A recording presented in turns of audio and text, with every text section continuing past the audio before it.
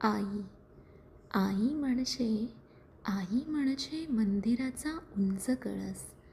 आई म्हणजे अंगणातील पवित्र तुळस. आई म्हणजे भजनात गुणगुणावी अशी मंजुळ वाणी. आई म्हणजे वाळवंटात प्यावे असे थंड पाणी. आई म्हणजे सर्वांची जागा घेणारी धन्य ती माऊली. तिच्या विना कुठेही ना भेटे सावली. आई म्हणजे वात्सल्याचा झरा. आई म्हणजे आपलेपणा खरा.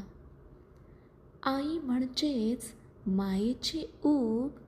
आई म्हणजे प्रेमाची शिदोरी.